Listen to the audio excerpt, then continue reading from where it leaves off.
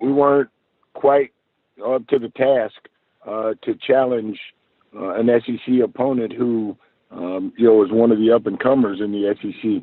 But it was nice that we were able to expose our kids to a different way of doing things. I mean, they saw how Vanderbilt, looks like an Ivy League college. It's they're a first-class organization. They put on a first-class game day atmosphere, and our kids benefited in any number of ways from that experience. And so from that standpoint, tough trip because you hate to go down and lose 40-something to nothing, but a good trip, a good educational trip, and we certainly are going to find things that we can use to help motivate us going forward. It doesn't get any easier this week. We got to play South Alabama in Mobile. I've been watching those guys on film, and there's not a whole lot of drop-off between them and Vanderbilt, to be very honest with you. I see very similar defensive and offensive schemes in a lot of ways. I'm sorry, let me take that back. Their offensive schemes are totally different. But I see that they've got very similar personnel in that they've got a running back who's, fairly dynamic, quarterback who can make all the throws and he looks pretty accurate. And then on the defensive side of the ball, they're very athletic and they play from sideline to sideline. So, I mean, we've got a tall task in front of us. All right. Thanks, Coach Spady. I'll open up for questions.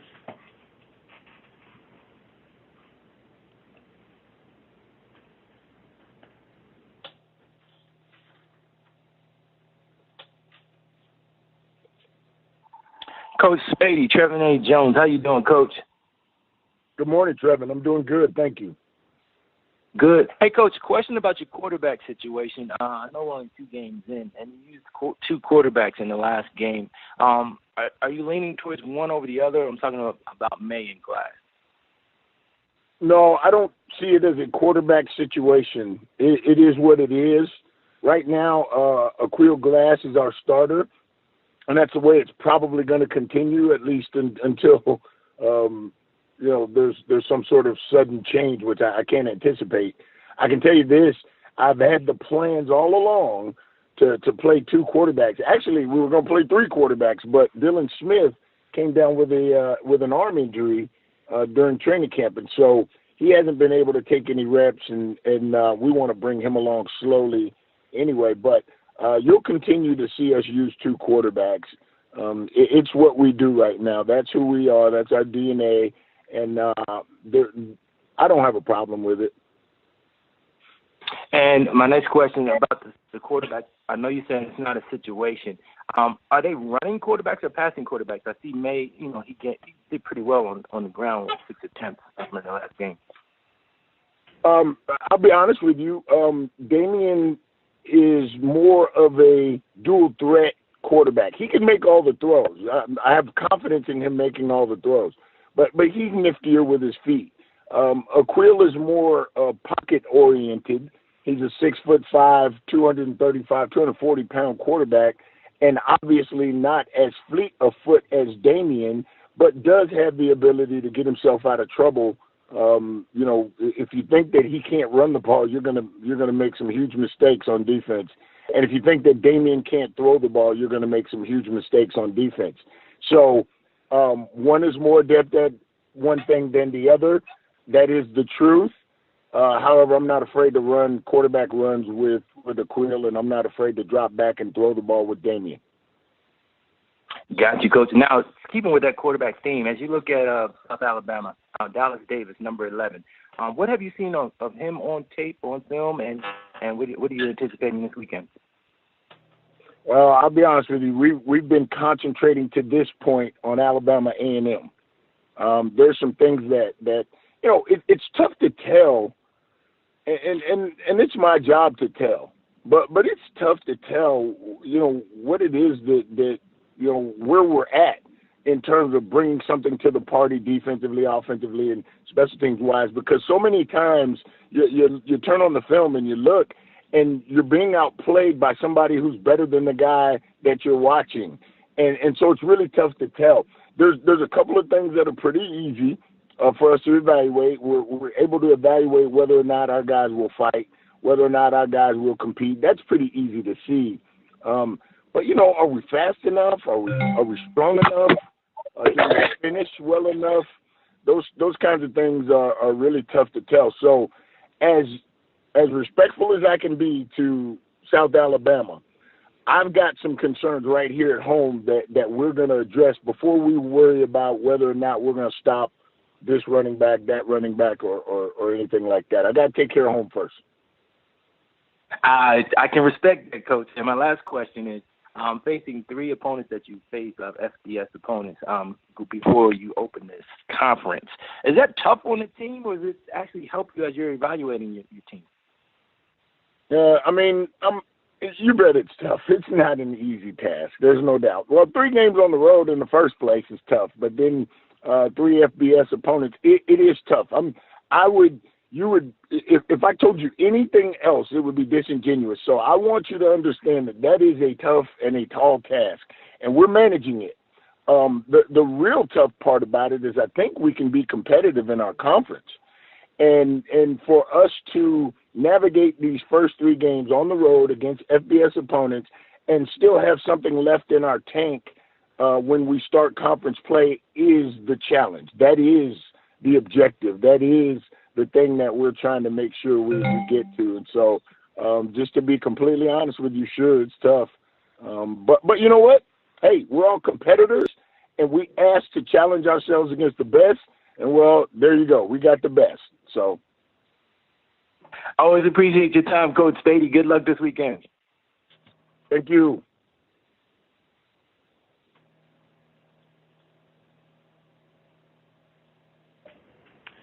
Coach, this is Peter from the conference office. What is the status update on Jordan Bentley? Jordan Bentley is day-to-day. I don't anticipate him this week, I'll be honest with you. It's his ankle. It's not a joint injury. It's a muscle injury related to the joint. And it makes it very painful for him to make cuts and to accelerate and to push off of that thing. And so, you know, day-to-day, it depends on how he feels as to whether or not we'll push it further. We're going to take a look at him tomorrow. It's going to be a challenge to decide whether or not we're even going to get on the field to practice. They've shut down the university because of weather concerns. We don't practice on Monday anyway, but, you know, I'm concerned about whether we're going to be able to get out there Tuesday and Wednesday. Anyway, that's I'm not sure where Jordan is yet, and I won't know until we get out there and practice with him. Thank you, Coach, for that. All right. Conference recording stopped. Do we have Alabama State head coach Brian Jenkins on the line? Hello, hey, how you doing? Good, Coach. How's it going today? It's going. Conference recording started. All right, next up we have Alabama State head football coach Brian Jenkins. They lost at Troy 34-7 this past week. They will host Kennesaw State this Saturday at 7 p.m. Coach, your opening remarks from this past weekend's game at Troy.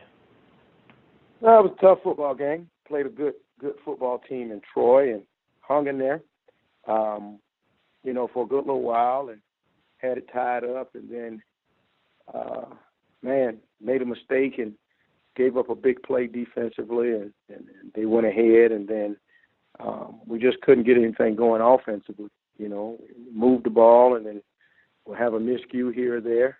And, you know, I was disappointed as a coach because we should have performed better against a good football team, and we didn't. And then, you know, in the fourth quarter, they kind of wore us down, you know, and was able to kind of take over the ball game and really do some things. So, but nevertheless, I'm proud of my team. They didn't back down from the challenge, and we went out and played to win. But we still did some things that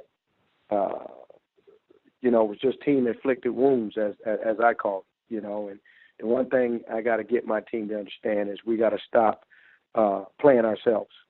You know, we keep allowing Alabama State to beat Alabama State, and as long as we're going to play ourselves on Saturday as well as our opponent. And that's going to be pretty hard to come away with a win as long as that's happening. But nevertheless, I'm still positive about this season. I still feel good about our football team, and to see them play at the level that they've been able to play at, even with us making the miscues that we're making. I'm excited because if we can clean those miscues up here, and we got to do it fast, I'm excited about what type of football team we can be. Appreciate that, Coach. Do we have any questions for Coach Brian Jenkins at Alabama State?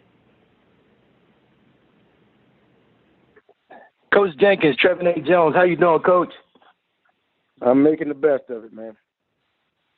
Good, Coach. Hey, Coach, quickly, what stood out in your mind in this past game about your team that you saw that you could build on?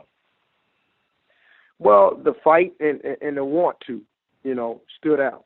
I mean, when we did things right, man, we moved the ball, up and down the field on a tough defense, and I mean, we went and looked at the first 16 plays of the game, and if we would have did what we're coached to do, we would have scored 7 points. For instance, the first play of the game, we had a misread by the quarterback, and if he'd have went, to the right side of the field like he was coached, it would have been a touchdown on the first play of the game.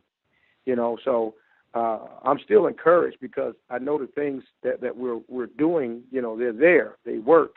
It's just getting our guys to understand them and make the right reads. But just the fight, our guys accepting the challenge, the want to make it happen, and like I've been talking about these guys' attitude, a lot, and just their attitude. But I really think, there's a lot of positives there. We didn't turn the ball over. We were down on penalties, but it was still, in my mind, too many penalties. But nevertheless, some penalties there were very questionable. Man, I tell you what, we created a fumble, and they reviewed the fumble, and then end up kicking one of our guys out for, targeting.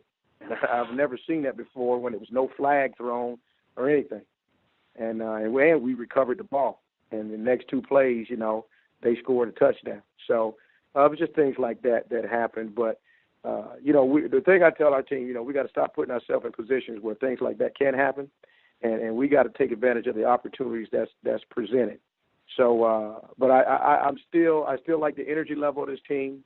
I still like the way this team is preparing. We came back last night and practiced, and I tell you what, they practiced with a lot of energy, just like we had won the national championship, and their attitude was great. So we just got to clean up those miscues, and that falls on me. And I'm working hard to get it done and going to continue to work hard to get it done. But seeing the improvement that I saw leaves me excited about, the games that's left to be played. And you also used two quarterbacks in this game, Coach. Was that by design when you used Kobe Jones and Darrell Pearson? Or was that the need? Yes, we were going to go to 3, but we wanted to get those guys some work because we know when we get to conference play, we're going to have to be operating on all cylinders. And I've always been a guy to make sure I had 3 quarterbacks ready at any time. That could be game changers. And like I say, we got 3 guys that shows a lot of promise. And so definitely, we used the second, used Darrell, and Darrell may start this week, who knows, but we'll see. But definitely, we wanted to implement him and continue to get him some reps as well as continue to progress Kobe forward. So hopefully we could be in a position where we can get Jimmy in this week, I hope, because we got another tough contest coming up this week against Kennesaw. And Kennesaw, they played Tennessee Tech and actually got the win. There was a particular player, Coach, that I saw, 33, Darnell Holland. Have you seen him on tape? And the reason I bring his name up is because if you look at the stats, I know you're not a stats person. He had 129 yards, but he ran for 84 yards on 1 carry, and that was on 4 attempts. Have you seen this guy play? And if you have, what have you seen about him that might stand out? Yeah, I mean, electrifying, definitely electrifying. And they got a couple guys like that's electrifying and on their offensive side of the ball. So I would say they got about 6 guys, man, that can make some things happen. They got a lot of team perimeter speed, and I tell you what, they spread the ball around. They put it in the different playmakers' hands. It's a unique thing that they do offensively. but they were able to create 4 or 5 turnovers against Tennessee Tech, and that allowed them to gain the victory. So defensively, I mean, they're very, very, very tough, physical football team, and that's why I think these first 2 games that we played has prepared us, for teams like Kennesaw State, who's a good football team, and that we respect very much. But definitely the young man that you spoke about is a dynamite player. And I tell you what, you got to contain him. If you don't contain him, then he's going to have the results every weekend that he had this weekend. So we know that, but we know we have to play sign assignment football against this team because of the type of offense they run and because of the type of players that they have who can make some things happen on an electrifying end if you're not sound, solid, disciplined, and detailed, going up against them. Always appreciate your time, Coach. Good luck this weekend. Hey, I always appreciate your interest, man. Thank you.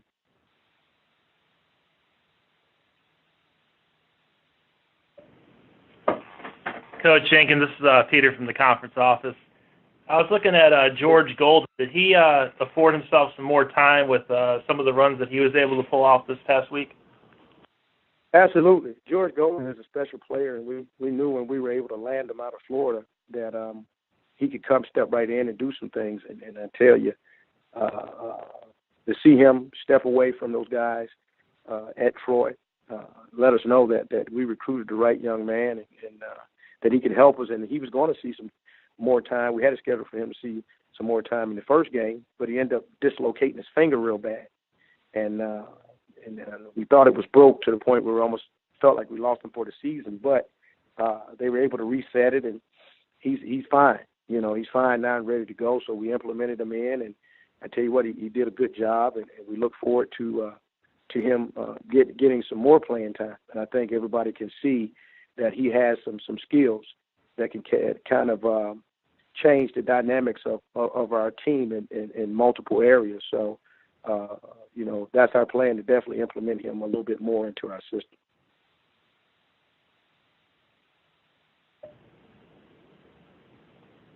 Appreciate that, Coach.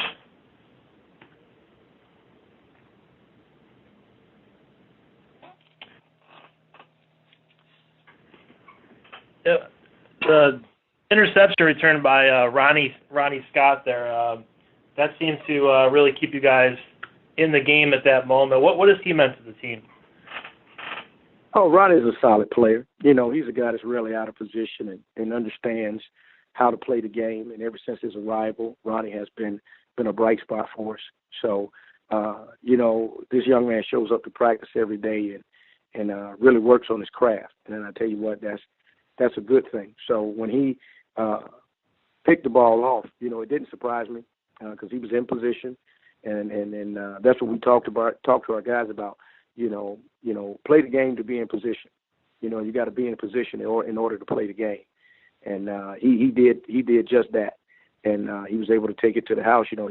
Ronnie's also a track runner, and probably could do very well if he did track full time. But, so I knew when he picked it off, it was to the house. Nobody was going to be able to catch him. So it was just good to see him make the play that he made, and it allows us to know that we got those type of guys that can pick the ball off and take it the distance. So, but I'm glad to see Ronnie, continue to play at the level that he's playing at. And let me say this before I close, because I think this is important to say. I want to say congratulations to several of our coaches in our conference. They're doing a phenomenal job. Coach at Alcorn went down and played FIU, tough, and coach at Prairie View did a hell of a job as well. I think a lot of times coaches in this conference, the coaching effort is overlooked when we play bigger schools, and I think people really need to start looking at the job that's being done by these coaches, and if they're given the right opportunity and the right means, they can coach with the best of them. I think that needs to be promoted more, and so I've decided to make sure that I put it out there that these counterparts in this conference that I coach with are excellent coaches, and it's big that our teams can compete with other conferences, because a lot of times people look down on our universities, and just because of the history and the heritage of our universities. But when football is football and coaching is coaching. And I think those coaches exemplified that if you give them the right preparation time and it's an even playing field, anything can happen. And I think Broderick Fobbs from Grambling proved that last year as well when he went down to Arizona and gave them everything that he can give them. And he defeated Northwestern State this week. So I think it needs to take notice. Hopefully the conference does a better job of promoting all of these coaches in this conference who are doing wonderful coaching jobs like that. When I was at the last institution I was at and we were able to beat FIU, that was a big thing. And these guys, I tell you what, is following suit and doing a much better job than I ever did. So hopefully the conference will be the bell cow and start promoting these guys and letting everybody know the type of coaches that these guys are, because we're on national TV. And I tell you what, I watched all those games, and those guys did a phenomenal job. They represented our conference very well, and all those players were able to exemplify and show that if we're given an even playing field, and we can coach with the best of them. And so I want to say congratulations to those guys and their efforts, even though some of them didn't come out victorious. But they did a wonderful job representing our conference, and we as coaches need to push each other and put it out there, the job that everyone is doing, because everyone in this conference, I think, when we play bigger schools, have done a great job thus far.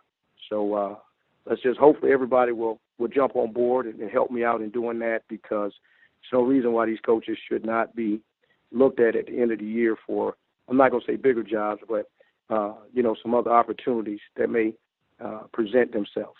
You don't do the things that Broderick Fobbs has done and the coach at Alcorn has done, and the coach at Prairie has done, and opportunities don't present themselves. I mean, Jay was at Alcorn, did his thing, and the opportunity presented himself. Well, these guys deserve the same thing.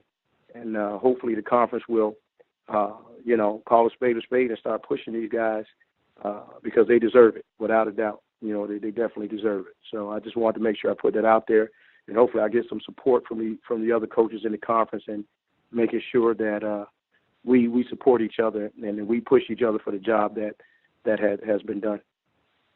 Will do. Appreciate that, Coach Jenkins. All right. I appreciate you guys. You guys take care, and anybody have family down there in Florida like I do, I pray that God has kept them safe and protected them through this storm, and or if in any of the areas that the storm may affect. Let us all pray that our families and loved ones are protected and get out of it safe. All right. Sounds good. Thank you, Coach. All right. Thank you, guys. Conference recording stopped. Do we have Alcorn State head coach Fred McNair on the line? Fred online. All right, Coach. How you doing today? I'm doing good, man. I'm doing great right now. Conference recording started. All right, Alcorn State lost to FIU. The game was moved from Miami to Birmingham because of the hurricane. They lost in a close game 17-10. They'll host McNair State this Saturday at 6 p.m. Coach, your opening remarks from this past week's game against FIU. Yeah, I just want to first say just wish those guys from FIU families the best of in their return and their families down in Florida there. So I thought they came up to Birmingham and played a very, very physical game. Coach Bush Davis did a great job with those guys, bringing them up and getting them able to play in their conditions. I thought right there we had a chance right there to play a good physical ball team, and we did. And I thought my guys came out and played very hard throughout the whole game. Going into halftime, we tied 7-7 with the opportunity to come back out in the second half to get the ball and at least put up another score there, take the lead. But I guess the biggest thing is I'm proud of my team that played the game as much fight they had in the game. They did a great job. It was a bend but don't break thing that they did defensive-wise. I thought they played hard. They was on the field for 77 plays, and offense we just didn't have 53 plays, in which we wish we had more plays in those terms. But all in all, I think I'm very proud of this program that we got here. I'm very proud of the coaching staff that I got, and I think they're doing an outstanding job of playing a real good FIU football team. Appreciate that, Coach. Can you speak on Solomon Muhammad? He was named the Defensive Player of the Week. What about his efforts this past game? I tell you what, that is one guy that, he's only maturing right now, and he's a young man. He plays hard, he practices hard, and Coach Thornton does a great job of getting him prepared to play. He's very athletic linebacker. Solomon been doing a great job for us. He's got a little chance to play a little bit last year for us, but this year he's a starter for us, and he's doing a great job for us. He got to be one of our leaders on that defense, and he's taking charge of and doing the things that he's supposed to do to run that defense. All right, I'll open up for questions for Coach Fred McNair at Alcorn State. Coach McNair, Trevor A. Jones. How you doing, Coach? What's up, Trevor, man? Everything's good, man. Good. Congrats on the team's efforts, Coach. It's looking good so far.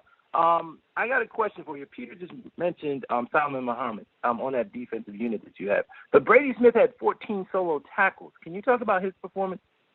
I tell you what, Brady was a guy that didn't get a chance to play for us last year either. He was kind of hurt, got hurt during the spring of last year, and he was able to come back this year and go through camp with us and be very productive. And Coach Thomas is highly like that kid there, and Brady Smith doing a great job at the safety position. 14 tackles. I mean, he coming down and making plays. He's fitting where he need to fit and making plays for us. And he's a solid player. I'm grateful we got him. And he's been playing well for us. And, of course, I got to ask you about Lenoris's performance. He looked pretty good this past game. Do you see a lot of growth in his performance as he's developing? Yeah, he is. And like I said, Lenoris is our leader on offense. As this offense goes, Lenoris is with it. So just got to make sure he's doing all the right things during the course of game time and preparation time.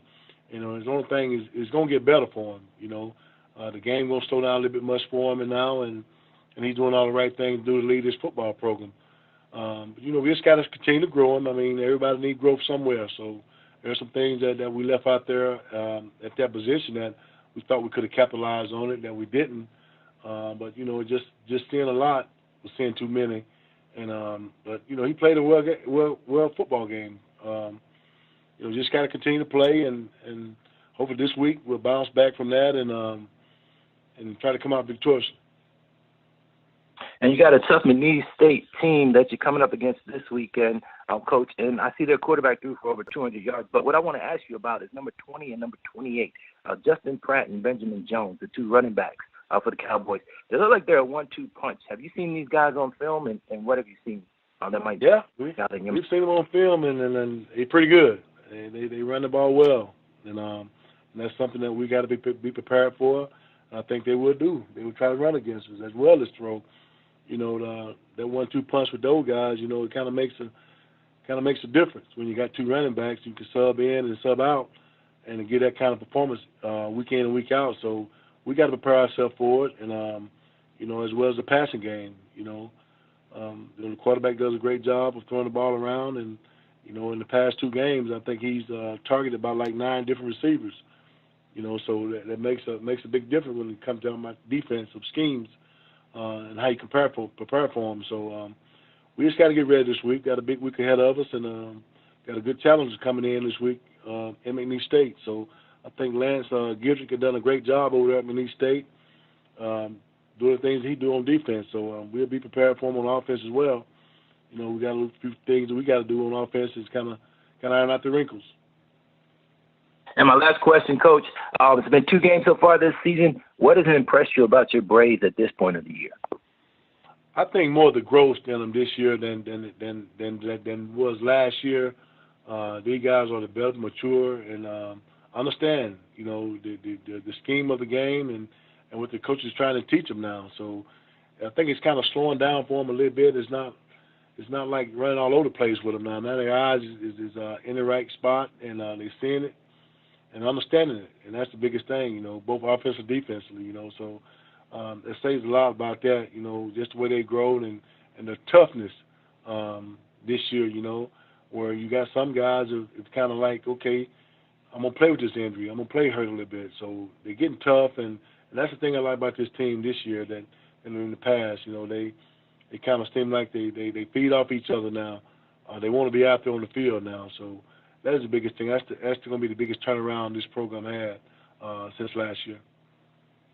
Coach McNair, always good talking to you, Coach. Good luck this weekend. All right, thanks a lot, Trevor.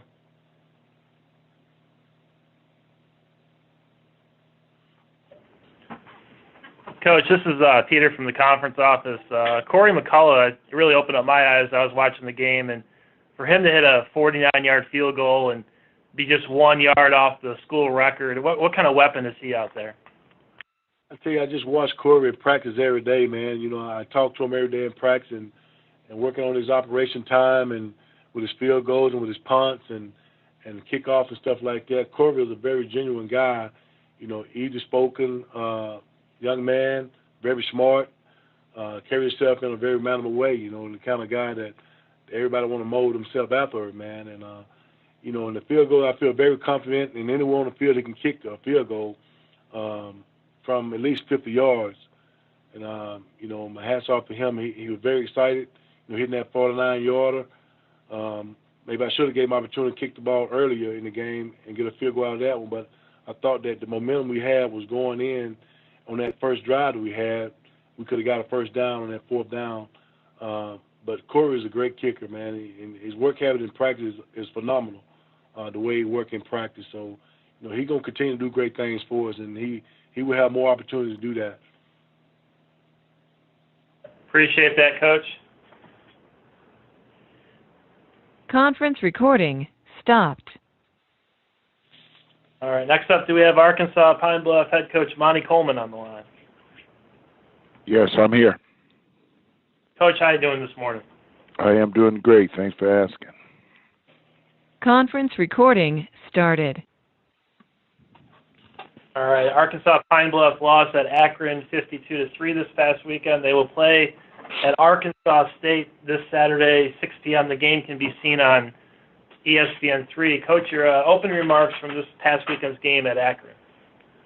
Well, of course, the game didn't turn out the way we wanted it to, but, you know, during the game, I thought we were being manhandled by Akron. When I got back and I saw the film, watched the film yesterday, there's a lot of bright spots. There's a lot of things that we can build off of, and that's what I tried to convey to the team. Of course, you know, anytime you play up to an FBS school, they're going to be pretty good. They've got a big running back by the name of Bell, transfer from Ohio State. The young man is the truth. He ran the football real well. I think he averaged, he finished with about 146 yards. But overall, we didn't start fast, but the guys fought hard. I was very impressed with our guys, like I said, when I looked at the film and saw the effort that we was giving. They fought hard. Unfortunately, we just came out a little on the other side of on the score that we wanted to. But it was a good game for us. Going into that game, of course, one of the things not to get beat up real bad. So when we start SWAC, we got all of our players. We got one guy who's kind of banged up, but other than that, everybody else would be healthy to play against Arkansas State this weekend. That's good to hear, Coach. Do we have any questions for Coach Monte Coleman at Arkansas Pine Bluff? Coach Coleman, Trevor A. Jones. How you doing, Coach? Good, Trevor. How are you, brother? I'm doing well, sir. Thanks for asking. Hey, Coach, this team, their game last week was canceled, but then they had lost their first game to Nebraska only by 7 points. How do you get your team focused when you're facing a team that's playing not at that level, but playing schools that, you know, are that big and competing with them? We don't really worry about what they do, Trev. They're a good football team. It was canceled this past weekend, so they've got 2 weeks to prepare for us. They're a very good, very well coached football team. A good football team, have been for the last few years. My son went there. I'm familiar with them. They have changed coaches, but the philosophy is going to be a lot of speed. They've got great return men. And the thing that we tell our kids is we do what we do. Don't focus so much on what they do, but we've got to have great practices these next 3 days. And we're going to Jonesboro with a chip on our shoulder after losing this past weekend. And do what we do, and that's play football. And that's awesome. And I get good luck to you, Coach, on that. If I could get you to talk about your quarterback, if you don't mind, Brandon Duncan. He looked like he had a pretty good game, running and passing. Do you consider him the dual threat? Brandon is a dual threat. Brandon can run the football. He's long. He's lanky. He can't escape out of the pocket. He throws the ball. He can throw all the passes. And he's definitely a dual threat for us. He won the job outright. He's a senior. He got a lot of playing time last year, which he hadn't in previous years. So he's got the experience that we need in our quarterback. And right now he's holding his own. It didn't fare very well for him this past weekend as far as his productivity, but he ran the football when he had to run the football, and like I said, he made some great passes. The thing that we've got to concentrate with him right now is we can't have the turnovers. He had 2 interceptions, which actually there were 2 great plays by their defense, but we still got to hold back on those turnovers. And my last question, if I could get you to talk about number 48, Mr. Dooley, who looked like he had a pretty good game for you last weekend. Who's that? Mr. Dooley? Yes, sir. Yes, sir. Actually, he came in. We had one of our linebackers who got a little banged up a little bit, and Dooley came in and played. He's a junior this year, and the first time he's played for us. And the guy got in and led us in tackles and played well, played extremely well. He's a big kid. He runs extremely well, and he finished the game with 9 tackles, which led the team in tackles. Coach, good luck this weekend. Go ahead. And I was going to say that's what it's going to take. When one go down, then it's the next man up got to come in. He's got to play for us, and that's what Dooley did. Awesome. Thanks, Coach, and good luck this weekend. Thank you very much.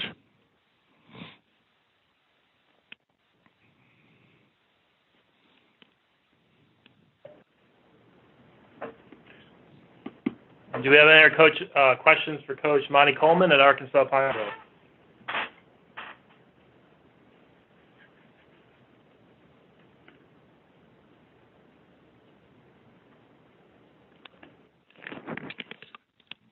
Peter, if you don't mind, I'll ask Coach another question. Okay, go right ahead.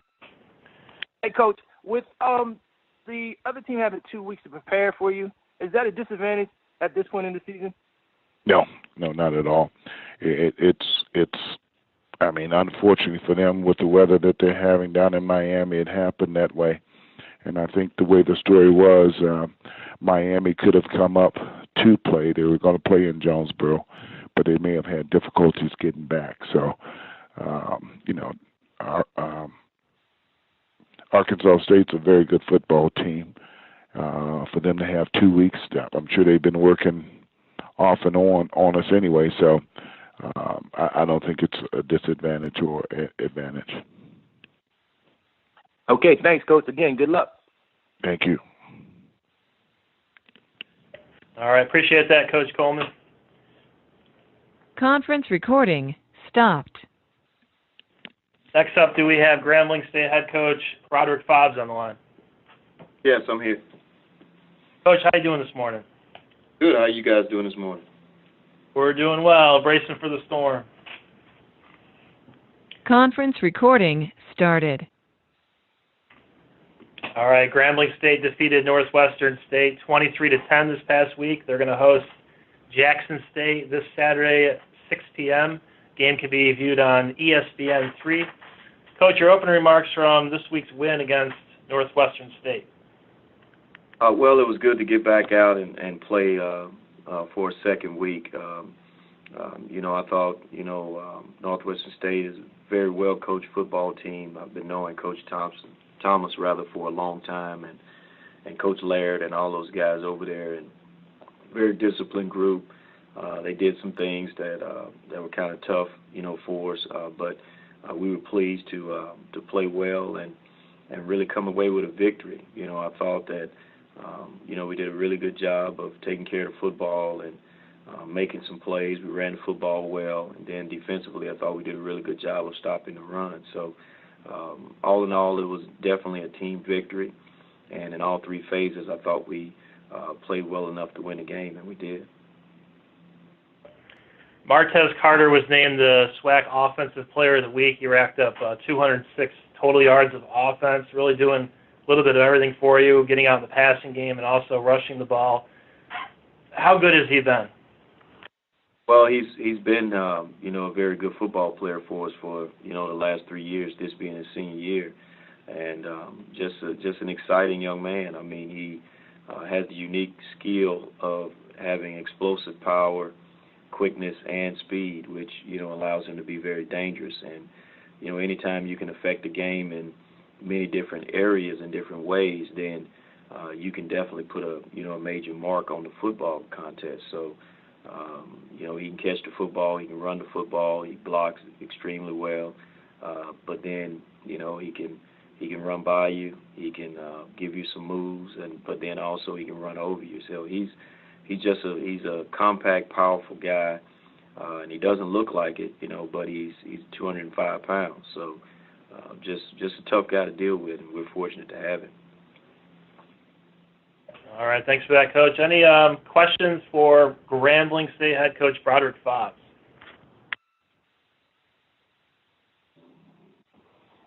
Coach Fobbs, Trevor A. Jones, how you doing, Coach?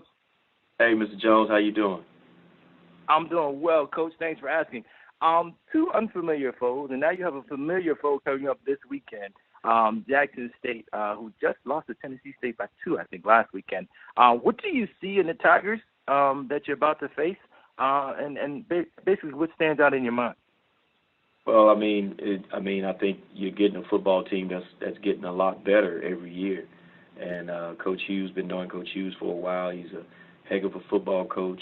He's been around and he understands the game and knows what he's doing, and you can see it. You can see it on film. His kids are very, very disciplined. They know what they're doing, and they're playing well. Playing hard. You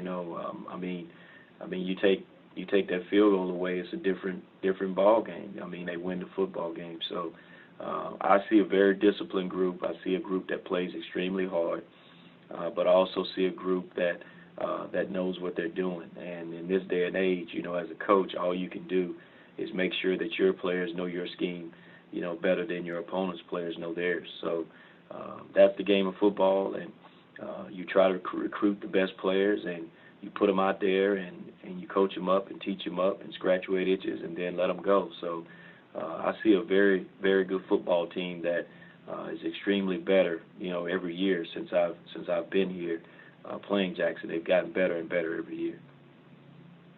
And do you think that this upcoming game will be a defensive battle? And the reason I say that is because your defense, it looks like you have a lot of bite in the defense this season. With more than one player, you don't have one particular player that's standing out, getting the group, leading as far as tackles are concerned.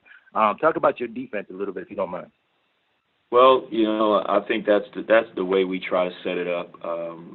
Because you have to try to recruit well, so that you can have various bodies that can go in and play for you, because it's a long season, and it's hard to play well in the middle of the season and even late in the season when you have one guy taking a bulk of the snaps. So we just try to play as many guys as we possibly can, but it's also good for team morale as well, because if young people know that they're going to play, then they have a tendency to practice better as well. So we're always trying to create a competitive atmosphere, no matter if we're in the weight room or if we're out on the field or whatever we're doing. We try to create a competitive atmosphere and try to keep score in everything that we do, because we feel if you're used to competing, then playing a football game becomes second nature. And Coach Peter made reference to Martez and his performance. What I want to ask you about is Monte, to talk about his growth at that quarterback position over the past 2 seasons. And I know it's early in this season, but have you seen a lot of growth and maturity developing in your QB? Well, absolutely. Last year, he had an exceptional year. I don't take anything, from him, but there were times where he would hurt us with trying to make a play every time. And, and I think what he's grown to, he's starting to understand that, sometimes, the defense will win, and there are those times when, when they do win, then you punt the football or you throw the football away.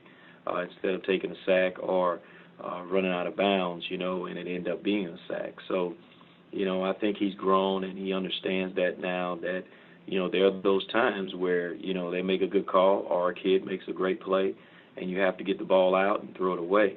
And I think he's gotten a lot better in that particular department. Thanks, Coach, and good luck to you this weekend. Thank you.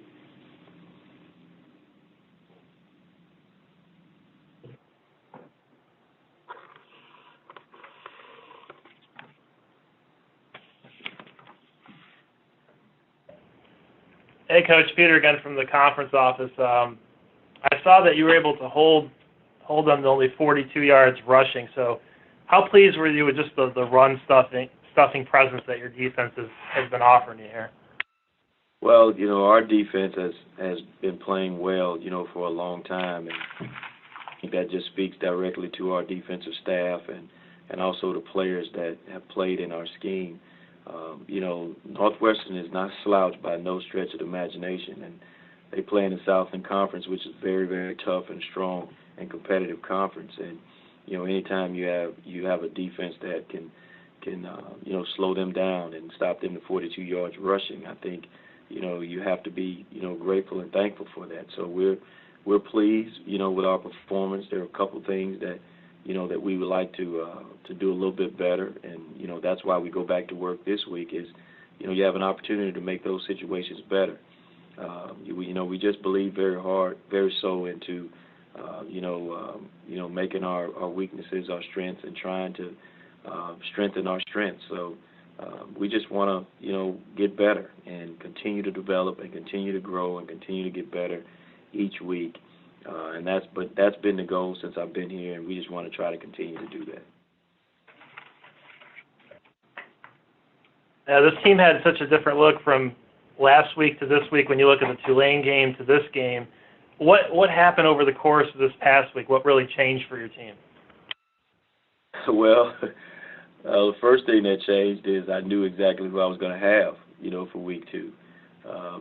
Anytime you go into a particular football contest and you're waiting on certification, that poses a problem because you're trying to get guys ready to play, and that's something that that was pleasing this week is once you know who you have, then you can go to work. So we were fortunate, and it was not as so all over the place. It was a lot more calm situation, and because we knew the guys that had worked were going to actually play, and and I thought that the kids did well, and the coaches did a really good job. Is there someone particularly referring to when you say players that were unavailable for you in week 1? Well, that's okay.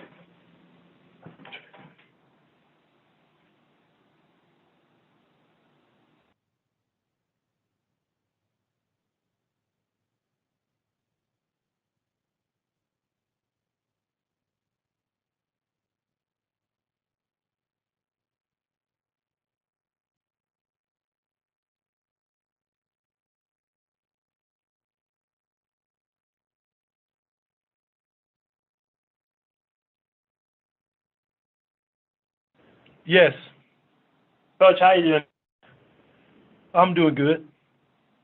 Conference recording started. All right, Jackson State lost at Tennessee State 17-15. This past week they're going to play at Grambling State this Saturday for a 6 p.m. kick. The game can be seen on ESPN3. Coach, your opening remarks from this past week's game against Tennessee State. Well, Tennessee State is a rivalry game, of course, playing in the Southern Heritage Classic, and I believe now Jackson State has lost 13 out of the last 15, and it's either 6 or 7 in a row, and of course all that's my fault. I started the streak 12 years ago, and all the blame comes back to me. But our kids played extremely hard. They played their hearts out, and it's a sad situation to lose a game on the last play of the game very heart-wrenching defeat, very emotional because our kids were ready to play. Statistically, we dominated the game in time of possession, yardage, and we have nobody to blame but ourselves for the loss. We beat ourselves. We were inside the 4-yard line twice, turned it over twice in the red zone, and they broke a punt, but we answered with a kickoff return. So we lost the game in different areas, basically in the red zone. They scored 1 touchdown in the red zone. We did not score a touchdown in the red zone. And at the end of the game, that was the difference.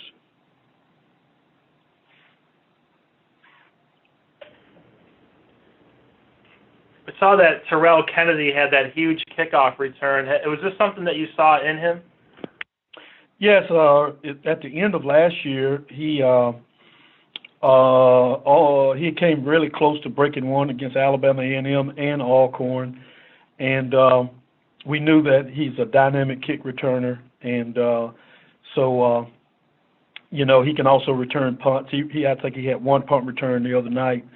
So he's a guy that we have to get the ball in his hands and give him an opportunity to do something with it for us to have a chance this year. You mentioned during the SWAC media day back in July that fans need to take their heart medicine before watching a Jackson State game. I think this really lived up to that. I know that it's hard being on the wrong side of this, such a close game, but you had some chances, right? There was you guys went for 2, and you also had a chance with a field goal attempt, right? Correct, and it's opponents. TCU, which is a top 20 team now.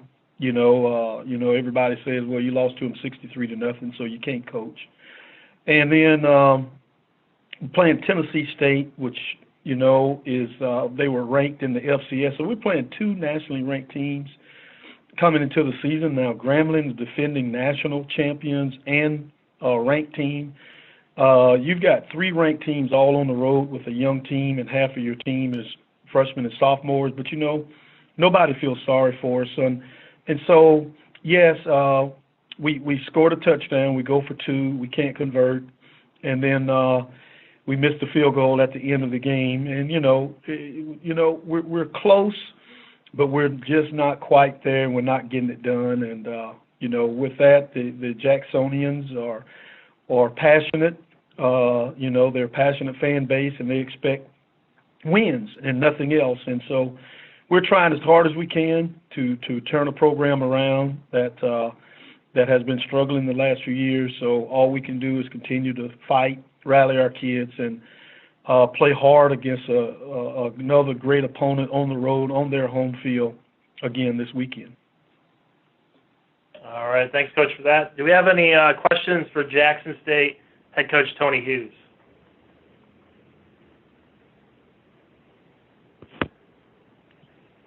Coach Hughes, Trevor A. Jones, how you doing, Coach? I'm doing good, Trevor A.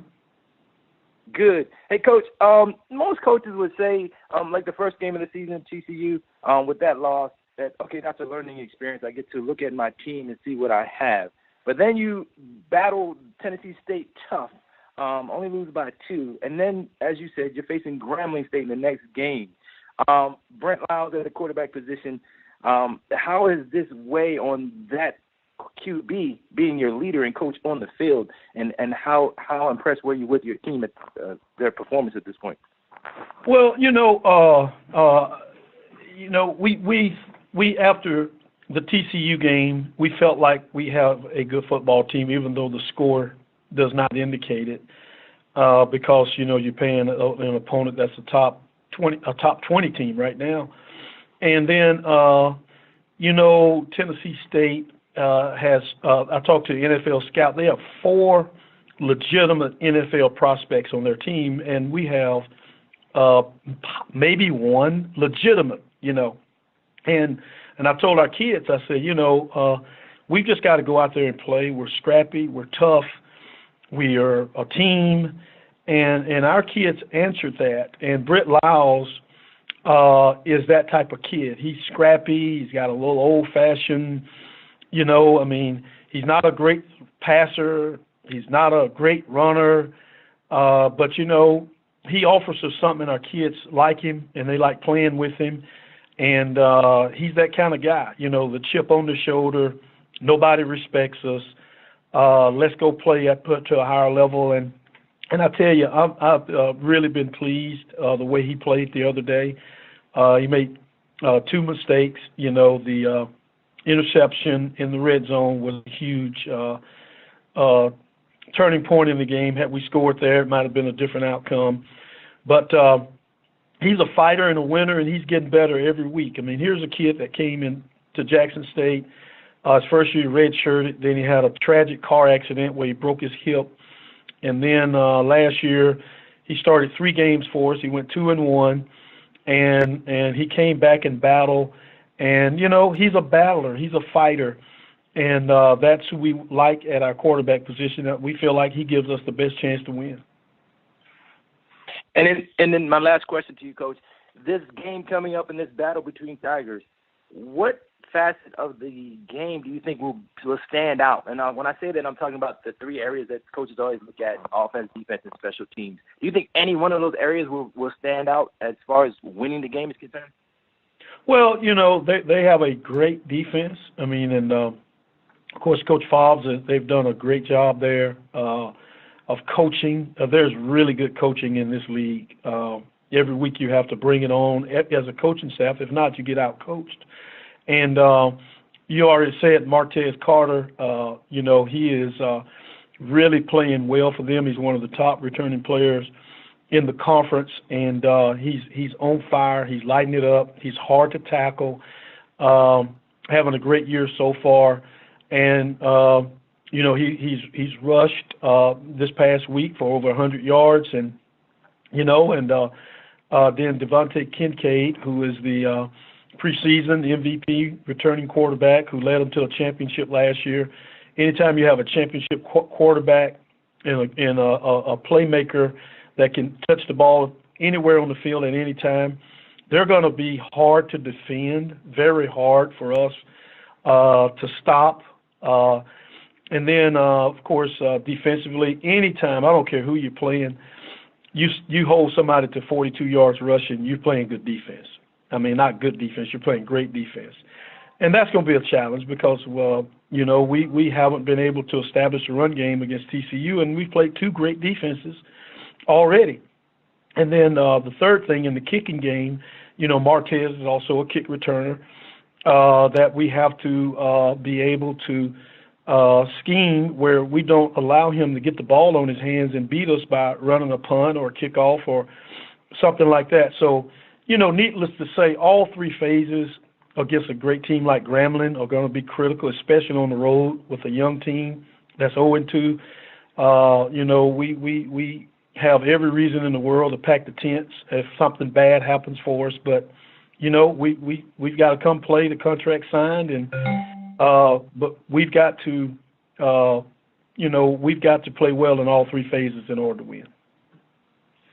I always appreciate you, Coach. Thank you, and good luck. Yes, sir. Thank you. Appreciate that, Coach Hughes. Thank you. Conference recording stopped. All right, next up, do we have Mississippi Valley State coach Rick Comegy on the line? Yes, I'm here. Mm-hmm. Coach, how you doing this morning? I'm doing fairly well. Conference recording started. All right, Mississippi Valley State lost at Southern Illinois 55-3 this past week. They will enter into a bye week. So, Coach, your opening remarks from this past weekend's game.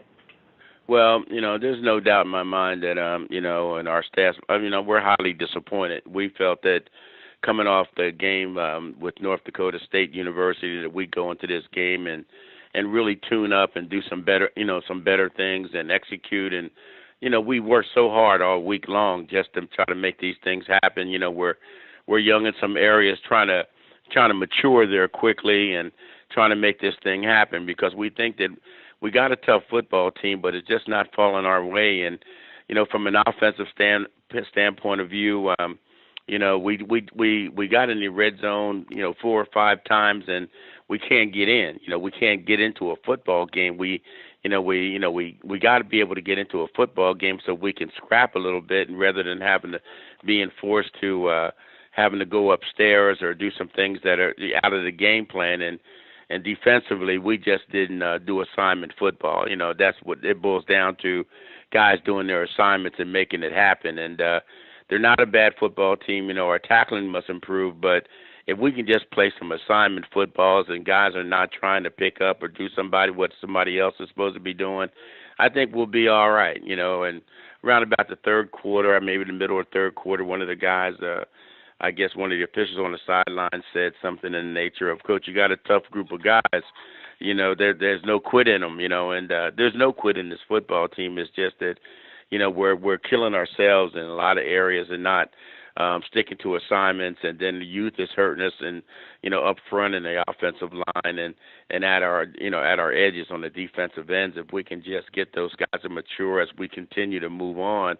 And I thank God for this open week that we can start putting this thing together and start melting this thing in, because I know they want to play. I know the enthusiasm's there. I know the toughness is there, but assignment footballs and taking advantage of other people's mistakes. When we get an interception, let's put it in. When we get a fumble recovery, let's take it down and put it in. We're not doing those things right now, and I'm hoping that as coaches we stay pushing that. We have to stay pushing that area, and those areas where we're not, where we're hurting, and so all we can do is keep working, and as long as we got the kids enthusiastic. They were enthusiastic this morning, in the weight room. They're still, they're too young to realize a lot of things that are happening badly, and I'm glad about that. I'm glad that it's not sticking to them, and we have to lick our wounds so long, But I just think that eventually, once we get that first win, once something pops,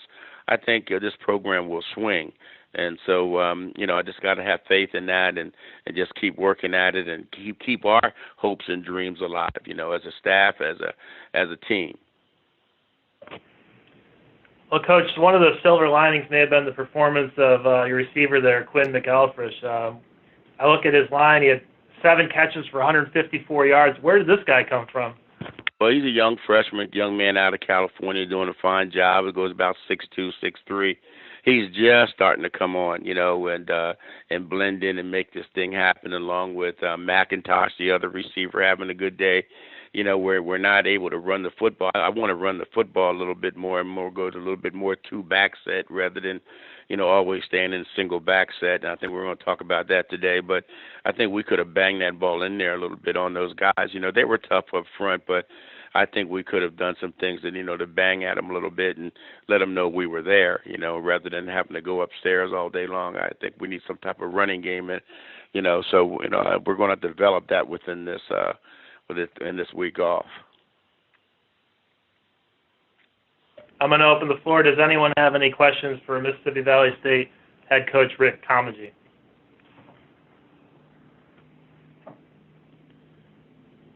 Coach Comegy, Trevor Nate Jones. How you doing, Coach? Hey, Trevor. How you doing this morning? I'm doing well, sir. Always good talking to you. Coach, you got 2 weeks now to prepare for Grambling State. I know you always get a win during the bye week. Does that help you, having the extra week to prepare for the Tigers? Well, I don't know. I think the extra week helps us get healed. I think we've, playing 2 teams that we just played, up in North Dakota, then coming back to Southern Illinois. It gives us an opportunity now to heal some of the bumps and bruises. I mean, we came out of the game, in good shape, but yet and still those bumps and bruises that we took in that early part of the game will get us prepared to at least get healthier to come into the game and be fresh in order to play a great football team, like a Grambling.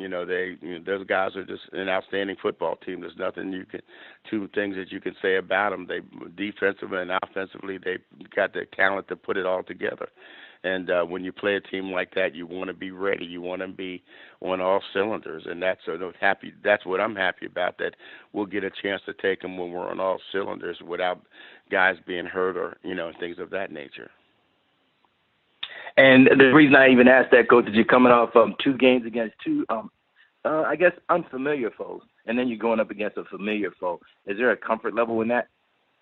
Never a comfort level when you're playing a team like Grambling. You always got to be, on your toes. You always got to be, ready, prepared, and things of that nature because they have an outstanding staff and some excellent kids that can play football. And so, it's never a comfort level. You just know that you may know them a little bit better because of what you've seen them before, but I don't think you ever sit back in a comfort level. You just have to prepare the best you can to go out there and hopefully on that given day, on that particular given day that you outplay them.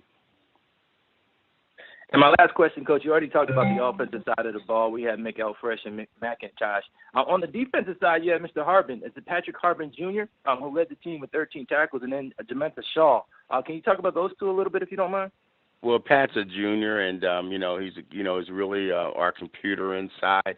Hopefully, he's not. He's good. He's got good height, but I like to see him put on a little bit more weight. But he's very aggressive, and without him in there, it's going to be tough for us to make our changes and make different calls because right now, he's the most headiest guy of making the calls that needs to be made. Shaw's only a young sophomore, but he's coming on. In the first game, we didn't know if we needed to bench him or if he was going to come on with his game, but he's everything we thought he would be in this second game, coming up, hitting, doing the things he needs to do. He's just growing and growing and growing and growing. He's going to be a good football player for us by the time he walks out of here. But each day he gets better and better. Coach Comegy, always a pleasure. I don't have to wish you good luck because you always get a win during the bye week, right? I don't know about that, but we're going to work our tails off to make sure that we can be the best football team we can be when we do step on that field next time. Thanks, Coach. Thank you.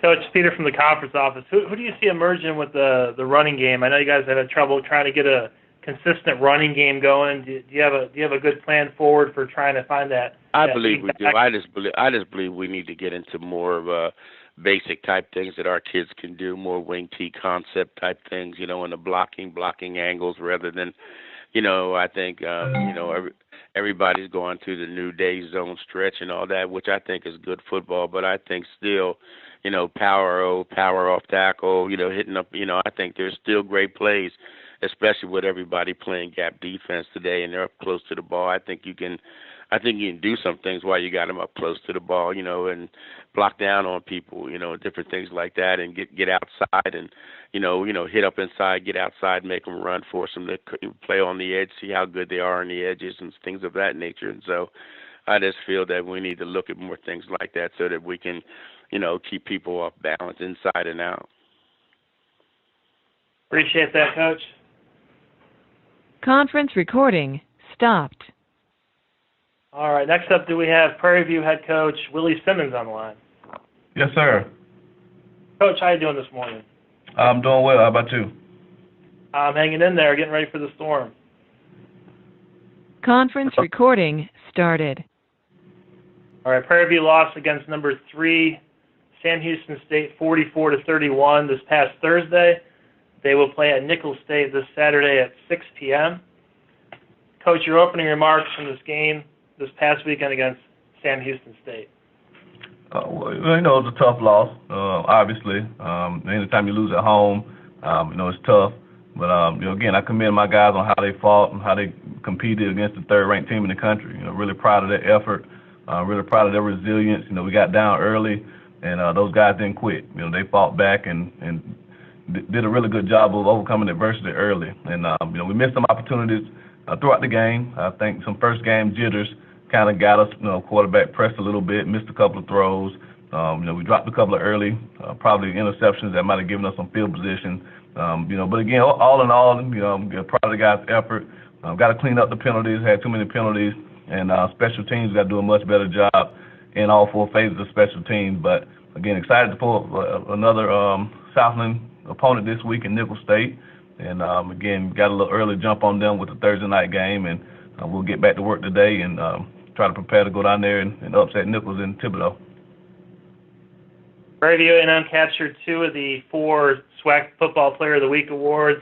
Specialist was Darius Floyd with 208 all-purpose yards. And then the newcomer of the week went to Lavelle McCullers, the quarterback, who had 280 yards. So, Coach, can you speak about each of those players and what they've meant to the team? Lavelle's a guy that's come in and really done a great job of trying to lead. He showed everyone his playmaking ability this past week, and I'm really proud of how he responded in his first game. First game being a junior college transfer, first game under the bright lights against a really good football team. I thought he ran the ball extremely well. I thought he made some really good decisions. Of course, like I said, a couple of throws that he wishes he could have gotten back. And again, I fully expect him to hit those throws as we continue to get more in the swing of things in game mode. But really proud of him and how he's worked and the leadership that he's starting to show. And Darius Floyd is a guy that's been a playmaker for us since he got here on campus. He's a really savvy football player, tough kid, not the fastest guy, not the strongest, not the biggest or the most quick, but just finds a way to make plays. And whether it's kickoff returns or being a receiver, we got to find a way to get the ball in his hands because he's one of the more dynamic playmakers in this league. So really proud of both of those guys. They both deserve the honors that they've gotten, and we fully expect those guys to continue to make plays for us to make us a more dynamic offense. All right, I'll open the floor for questions for Prairie View head coach Willie Simmons.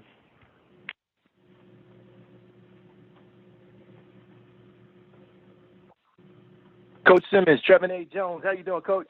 Hey, Trevor, how you doing, man? Good to hear from you. I'm doing well, sir. It's always good talking to you, Coach. Hey, Coach, how impressed were you with your team's resilience? Down 17-3 at the end of the first quarter. There was no give up in them. Well, fight's one of the words that we preach around here. We have 7 words that start with F, and fight is one of those words. So, we definitely want to make sure that we're a team that continues to battle, no matter what the score reflects, whether we're up by 21 or down by 21, which was the case the other night. We want to continue to keep our pedal to the metal and press and show resilience. And so I'm proud of the guys for that. And, again, it's something that we will definitely need to continue moving forward. But I couldn't be prouder of the effort that they gave. Again, got to play cleaner. Got to clean some things up from a execution and fundamental standpoint. But as far as their effort, as far as their ability to continue to press in the face of adversity, I couldn't be more proud of them. And you mentioned playing a little bit cleaner. 451 yards total offense is a good thing, Coach, but the 16 penalties for 147 yards had to be frustrating. Yeah, a lot of them are uncharacteristic penalties. Like I tell the guys all the time, they'll rarely hear me say anything about a between the whistles penalty, a holding call, a pass interference call, a hands to the face, things of those things. That happens in football, but it's the false starts, the offsides, the personal fouls. Those are the penalties that will really hurt you, especially in a game of the magnitude which was last week against a team ranked 3rd in the country. So we definitely got to do a better job of playing smart football, and that's something that we addressed, Saturday when we met, and I will continue to emphasize that as coaches moving forward. And how impressed were you with the way the team controlled the football? And when I say control, time of possession was over 35 minutes in your favor. Well, the one thing we talk about is controlling the ball in the form of not turning it over and converting third downs, and also being able to run the ball, which we were able to run the football really well the other night, almost 300 rushing yards. Third downs, I think we were 9 of 19, which is close to 50%, which is very good, and, scored in the red zone. So the things we talk about as far as ball control, we were able to do that. And against a team as explosive offensively as Sam Houston, the only chance you'll give yourself is to control the football, and again, I thought we did a great job of that the other night, and hopefully we can continue to do it moving forward. And my last question, Coach, another unfamiliar opponent in Nicholls. What are you expecting from them, and how are you preparing? Well, they just took Texas A&M, ACC opponent, who beat us up pretty handily last year to a 24-14 loss, and they were right in the game until about 5 minutes left. So really tough football team. Again, they're a team that has some really good players. Had a freshman All-American defensive lineman, had some really long, rangy corners, explosive receiver on offense. So we'll have our hands full, and we're going into their backyard. So First road game of the year for our team, so again, it'll be a challenge to see how we handle the road. But again, it's another form of adversity, and we'll embrace that adversity and hopefully be able to make the improvement that people say you make between game 1 and game 2. Hey, Coach Simmons, always a pleasure. Good luck to you, Coach. Thanks, Trevor. Good to talk to you.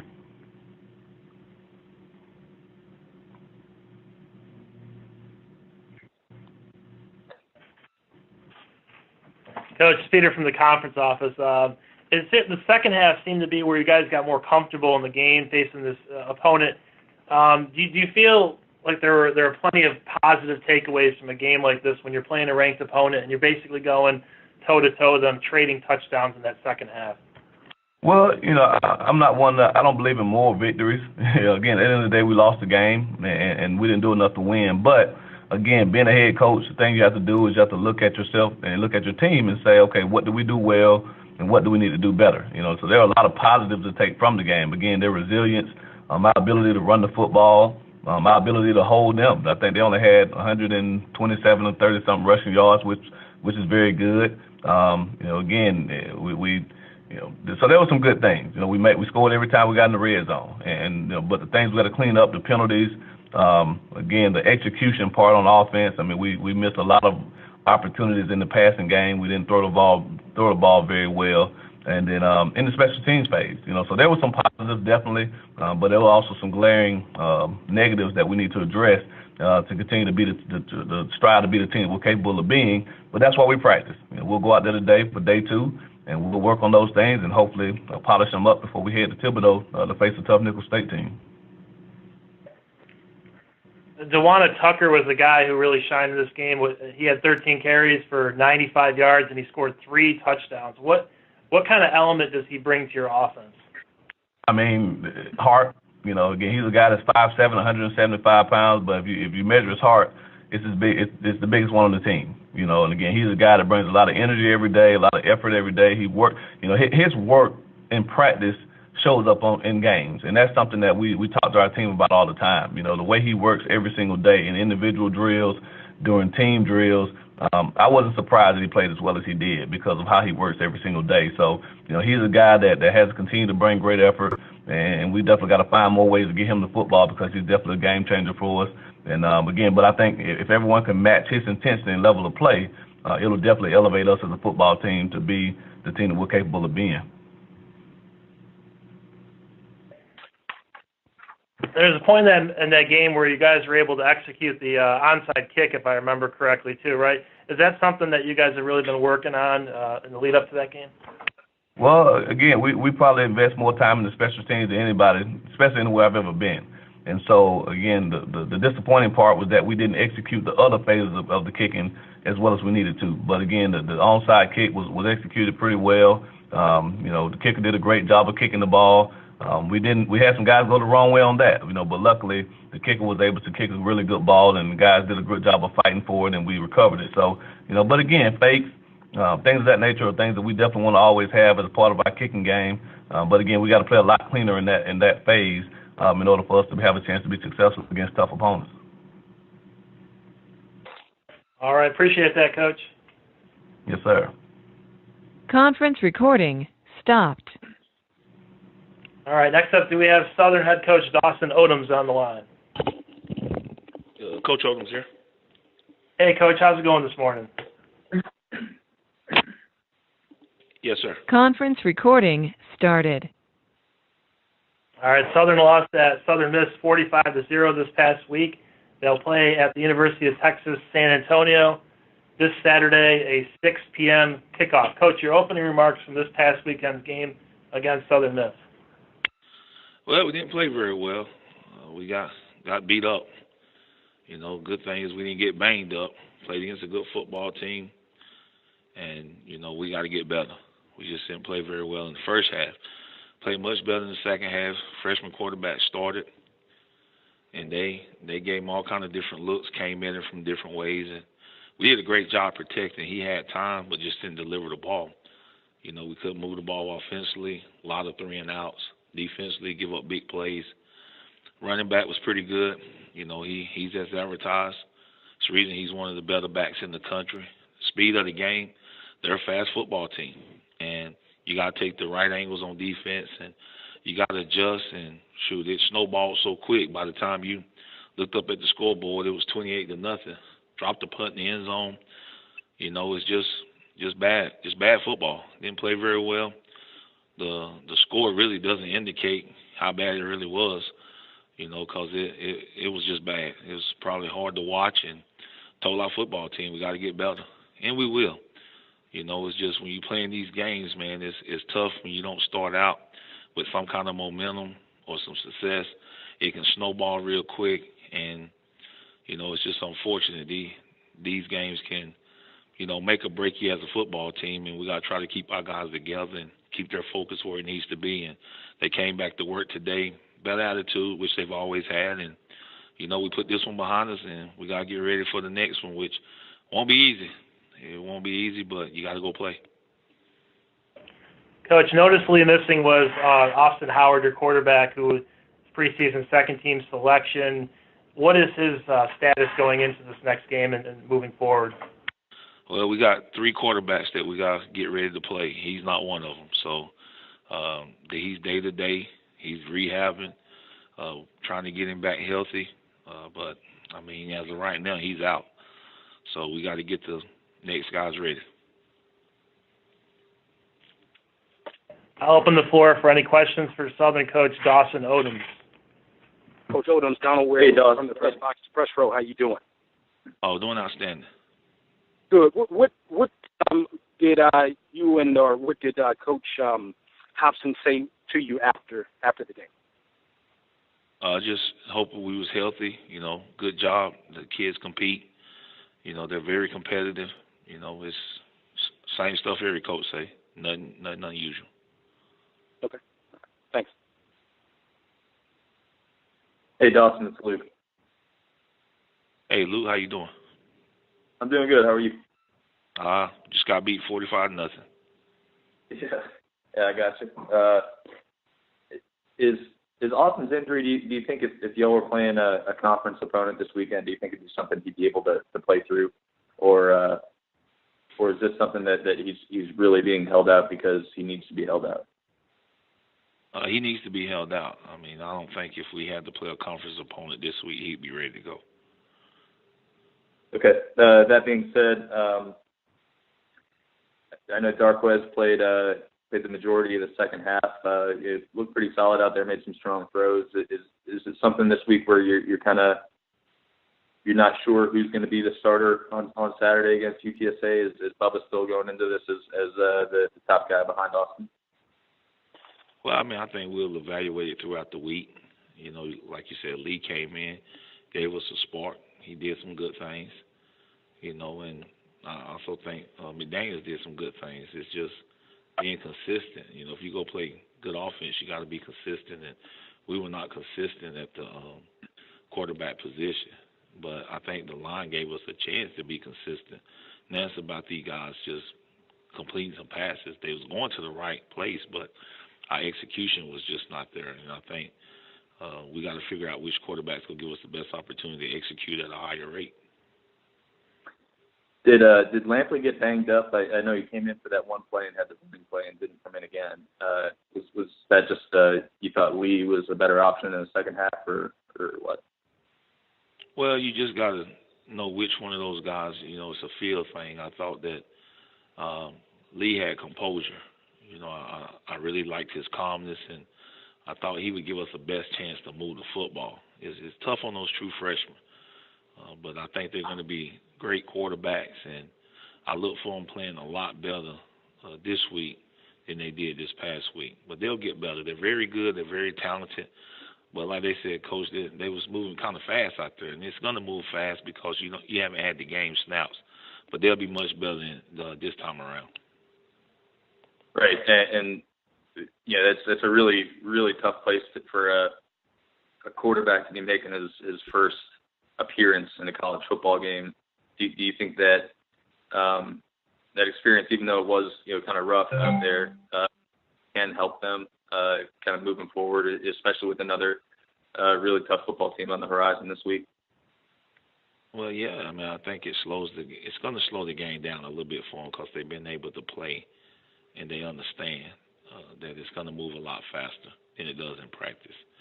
But like I told our team, man, we're playing against, Southern Miss is a team that went to a bowl game. They're in contention for their conference championship, and so is UT San Antonio. I mean, it's not like you playing the middle of the pack of mid-majors. You're playing teams that are competing for championships, and they're very good teams. And their university is pumping a lot of money in to keep those programs moving up, and that's what make it difficult. It's a tough challenge, man.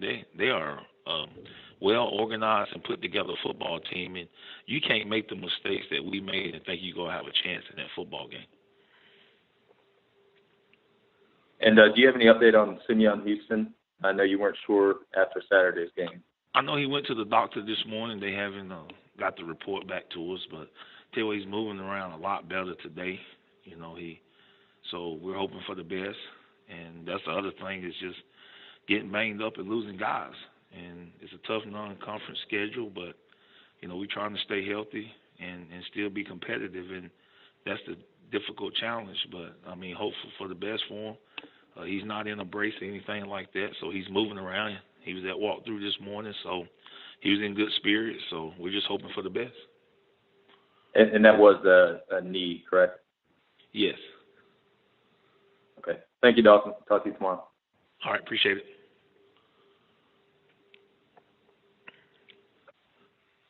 Coach Odums, Trevor A. Jones, just one quick question. Coach, how you doing, Coach? Well, doing as good as you can be today. I got it. Coach, I know that you focus on your team at this point in the season. We're early into the season, only 2 games. But have you gotten a chance to look at number 5 for UT San Antonio, Jalen Rhodes? And then also, if you've seen number 14, their quarterback, Dalton Sturm.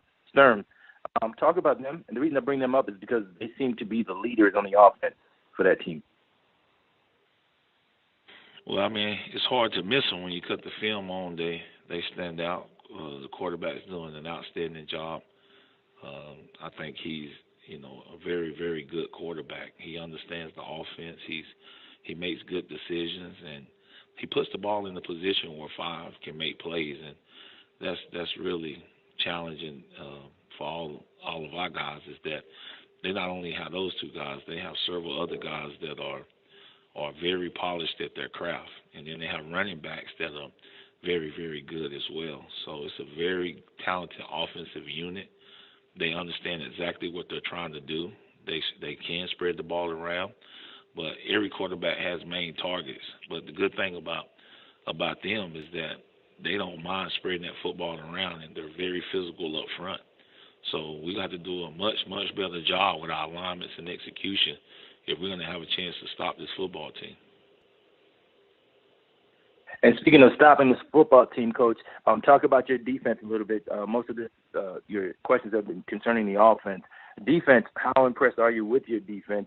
And I understand the game that you just came off of, but there's always growth. Do you see any growth and potential for growth with the Jaguars D?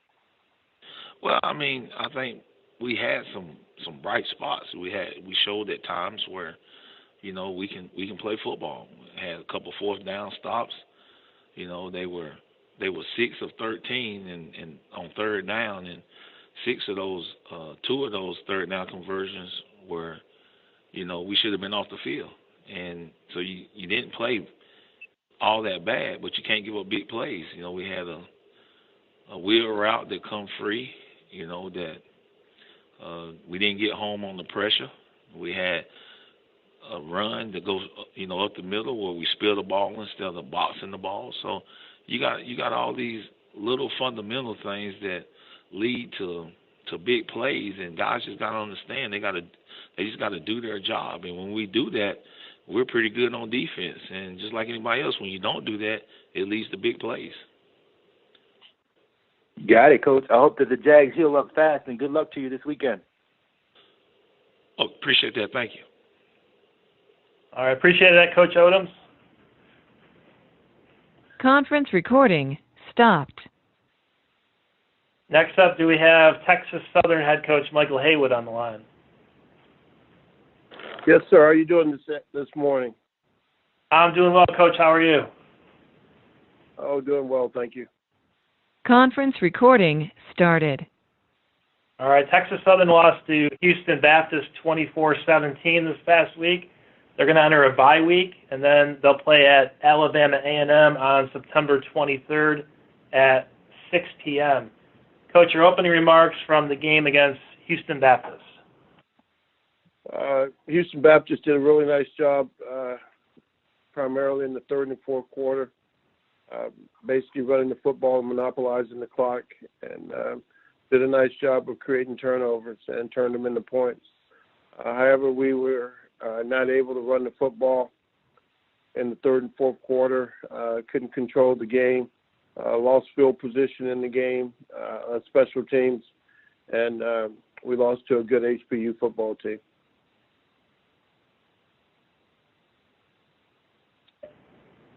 Darvin Kidsey was a guy who really opened it up in this game. He had 8 receptions for 200 yards and a touchdown. Was this the best that you have seen him since he's been in the game? I think Kidsey did a good job in the big play game, and he had a lot of big plays in this game and played pretty well overall.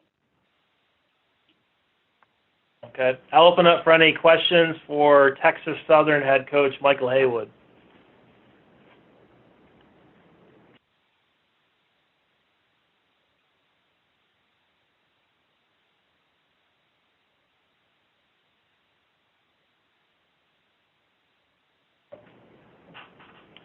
Okay. Well, Coach, what did you learn about your team after this game? It was a game that you had a halftime lead, went back and forth, had some chances to go ahead.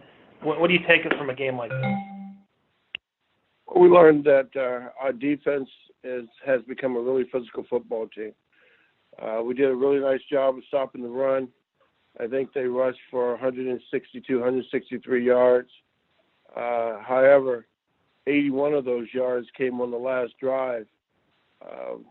And primarily, at that point in time, offensively, we were going 3 and out, 3 and out, and 3 and out, and the defense was on the field for an extended period of time. But overall, our defense is starting to play better, playing good coverage. We had a couple busts on third down. We had 3 busts on third down, in which they converted on. But overall, we're getting better on defense, and we're going to have to get a lot better on offense, and it starts in the run game. You had 3 players with at least 10 tackles in this game, so that has to be really encouraging. You're talking about DeAndre Dobbins, Archie Rice, and Sean Jones. What do those 3 guys bring to the table for you? Well, Archie Rice is our leader on defense and one of our team captains, and does a really good job in making sure the secondary get lined up. Dobbins, however, is leading the team in tackles, which is a little abstract because he's more of a cover guy. And he's starting to get down in the mix a little bit on the run game and doing a nice job. Sean Jones, our linebacker, who's one of our team captains also, is really a physical player for an undersized linebacker, flies around, makes a lot of plays, and creates a lot of havoc and does a nice job for us in our blitz packages.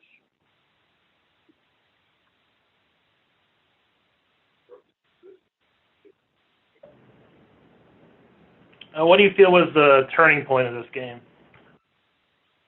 Turning point is that when we, on 1st and 10, threw an interception on a poor technique route that was supposed to be running 22 yards deep, and it was running about 12 yards deep. And we threw the pass, and it was intercepted by the guy undercovering the route. I think that was the turning point because they went in and scored at that point in time and went up by 7. We came back and didn't score. They came back and scored again, went up by 14. We came back at that point, put 7 on the board. But I just believe at that point in time that was the turning point in the game. Okay, thanks. I'm open the floor again. Does anyone have any questions for Coach Michael Haywood at Texas Southern University? Yes, Peter, I do. Trevin A. Jones. Coach Haywood, how are you doing today, Coach? I'm doing well. Yourself? I'm doing well. Coach, talk about the growth you've seen in your team and the potential for growth. I know we're only 2 games in.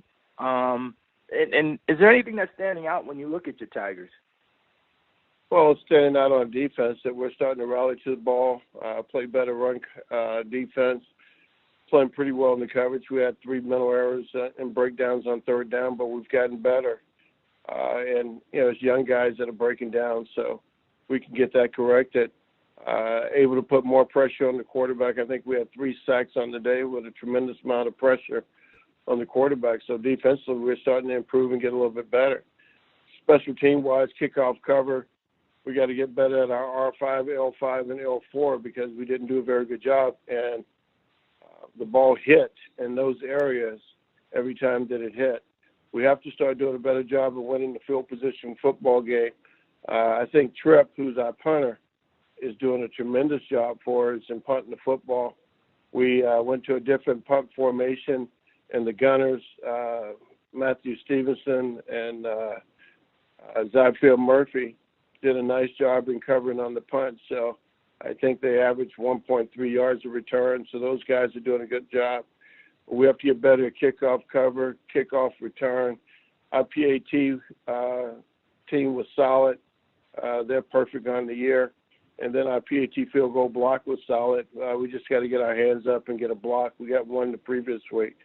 But offensively, we may have gotten better in throwing the football, but we haven't gotten better in running the football.